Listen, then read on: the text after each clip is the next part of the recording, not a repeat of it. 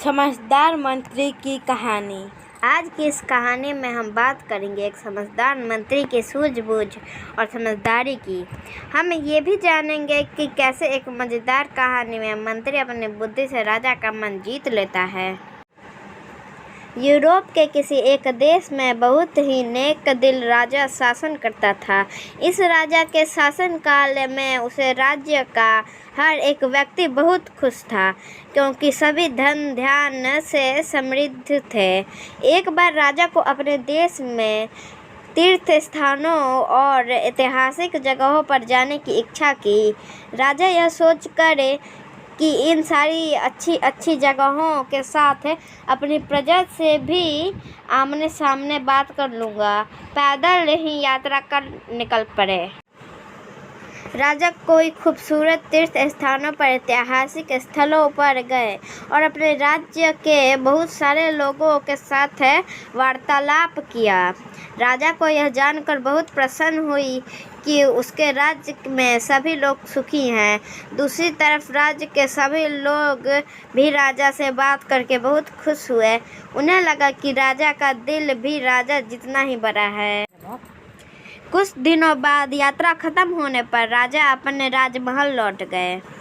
राजा ने अपने दरबार में सभी मंत्रियों को अपने प्रवास के बारे में बताया और उन्हें बताया कि वह कितने खुश हैं यह यात्रा के बाद।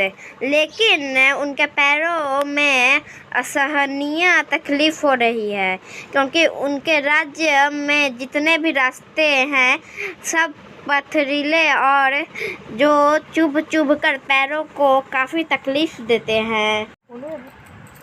राजा ने सभी मंत्रियों को यह भी कहा कि उन्हें अपनी प्रजा की चिंता है, इसीलिए उन्होंने सभी मंत्रियों को आदेश दिया कि राज्य के जितने भी रास्ते हैं उन सब पर चमड़े बिछा दिया जाए, जिससे किसी को भी चलने में परेशानी ना हो।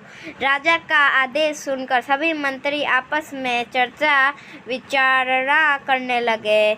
सभी को पता था कि राज्य के इतने सारे रास्तों पर अगर चमड़ा बिछाना होगा तो उसके लिए कई लाखों मासूम जानवरों को मारना पड़ेगा और साथ ही साथ इसके लिए बहुत ज़्यादा पैसे भी खर्च हो जाएंगे।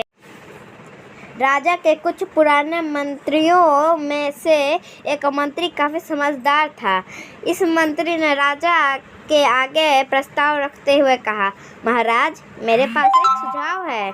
क्यों ना हम हर एक व्यक्ति को उसके पैर के हिसाब का एक छोटा सा चमड़ा का टुकड़ा पहनाएं, जिससे चमड़ा हमेशा उसके साथ किसी भी रास्ते पर चलने पर उसके पैरों को बचाएगा। और ऐसा करने से हम लाखों प्राणियों को मारने से और राज्य का खजाना खाली होने से भी बचा पाएंगे। राजा को इस समझदार मंत्री की समझदारी पर आश्चर्य हुआ और साथ ही साथ बहुत खुशी भी हुई।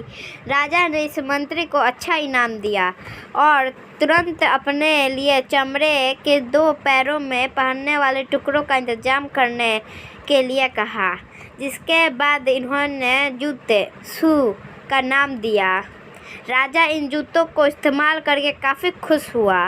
राजा ने अपने राज्य के सभी प्रजा को भी ऐसे जूते पहनने के लिए सुझाव दिया और सभी के लिए एक एक जोड़ी जूते बनवा कर दिए।